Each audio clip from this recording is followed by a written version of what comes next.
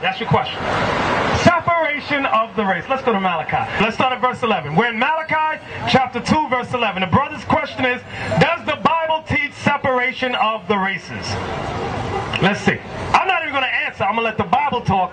Then you're going to have the answer. All praise. Malachi chapter 2, verse 11. Judah hath dealt treacherously. Judah has dealt treacherously, and an abomination is committed in Israel and in Jerusalem. For Judah hath profaned the holiness of the Lord, which he loved, and hath married the daughter of a strange god. How did Judah profane the holiness of the Lord? And hath married the daughter of a strange god. Go ahead. The Lord will cut off the man that doeth this. The Lord will cut off the man that marries the daughter of a strange god. The master and the scholar.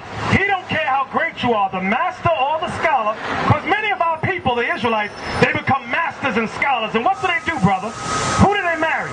They marry the daughter of a strange god, a white woman. That's what they do. Read it again.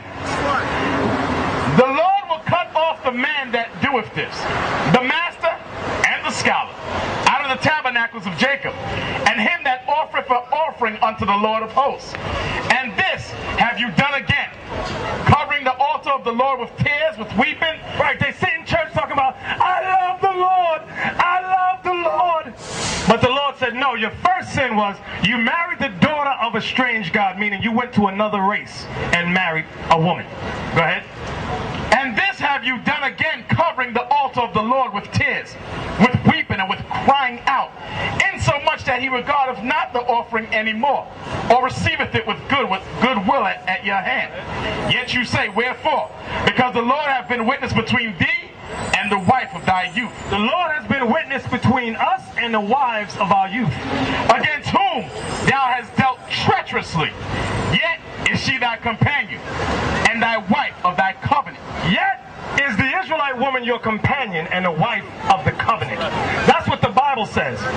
So now, go to Tobit. Give me the one in Tobit about your race. Here it goes. Tobit chapter 4, verse 12. Listen good. Beware of all. Verse 13. Now therefore, my son, love thy brethren, and despise not in thy heart thy brethren, the sons and daughters of thy people, in not taking a wife of them. It says, don't despise your people in not taking a wife of them.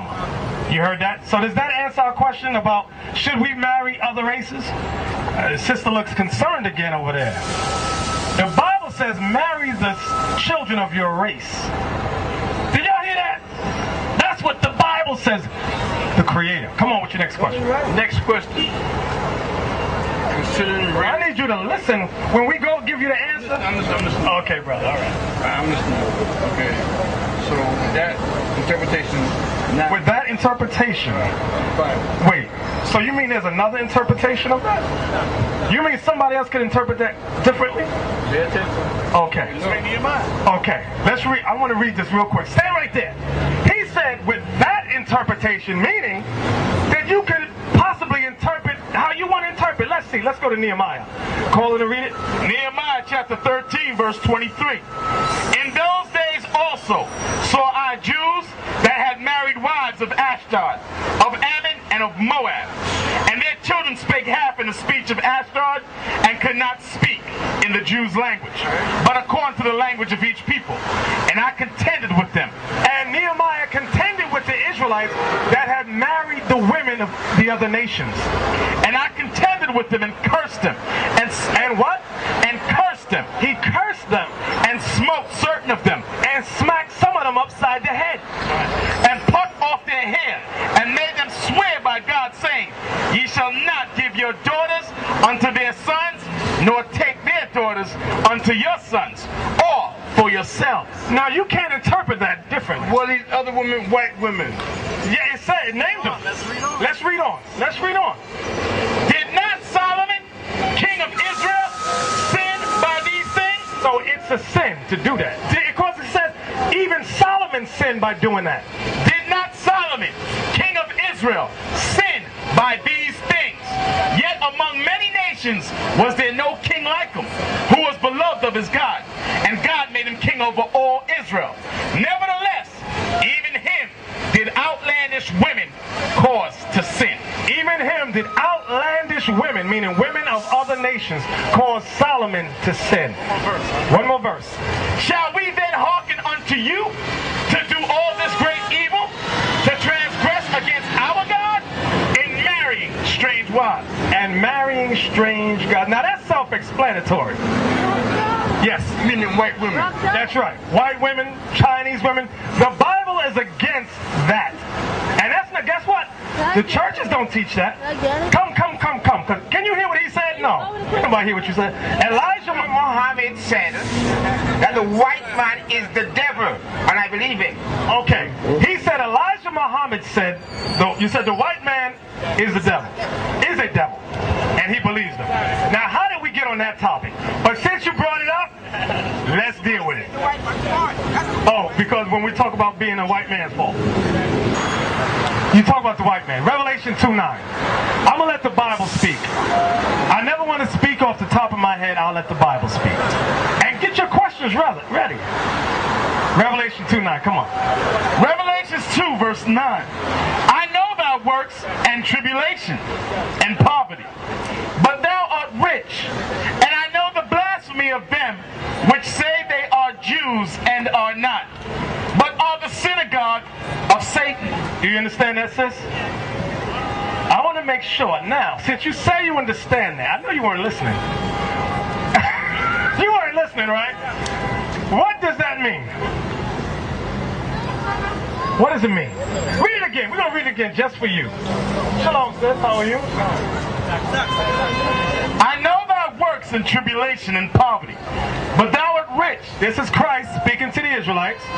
And I know the blasphemy of them which say they are Jews. Remember your question earlier. Say it, read it again, but I know. And I know the blasphemy of them which say they are Jews and are not, but are the synagogue of Satan. Now that's self-explanatory, right? I don't have to infringe upon that. I don't have to elaborate on that. You understand that, right? So your question earlier was, what's the difference between the Israelites and Jewish people? That hits it right on the head. Christ gave us the answer. I know the blasphemy of those that say they are Jews and are not, but are the synagogue of Satan. And that's also dealing with what the brother had said a few minutes ago. So now, questions? Questions. Yes. We love questions. There about the Trinity, and do the Israelites believe in the Trinity? The Holy Trinity? No. When the Bible talks about the Trinity, it's not talking about that. Because to believe in Jesus, to follow him, and to worship him is two different things. We don't worship Christ. I mean, this is what I think personally, but other people feel differently, and they pray to Jesus, and not pray to the Father that pray to him. Right. You can't. You're not supposed to do that. When the Bible says we're all made in his image, and Jesus, we are all his children. When you say we are all his children, what do you mean? The Israelites, we are his children, we are made in his image, but the Christians differentiate Jesus that yes, he was chosen and he is the Son of God, but we are the children of God also. And they worship him, and I don't understand how can they worship him and follow him and then worship the Father. Right. Let's read some scriptures on that. Get Matthew 6 and 9, the Lord's Prayer. And you know what? Christians are, I got to find a nice word to describe them. Because I was a Christian. I was talking about me. That way I don't hurt nobody's feelings. As a Christian, I was so dumb. So dumb. See, now I can say it like that because I'm talking about myself. Why? Because I knew the Lord's Prayer. Read Matthew 6 and 9. After this manner, therefore, pray ye. Our Father which art in heaven, hallowed be thy name. Christ is teaching the Israelites how to pray. Christ did he say, pray to me? What did Christ say? Say it again. Our Father which art in heaven, hallowed be thy name. The beginning of your prayer, he says, our Father which art in heaven, hallowed be thy name. So now, 1 Corinthians 11, verse 3, the order of the heavens. Let's get the order of the heavens. Because the sister says she doesn't understand Christians when they worship Christ.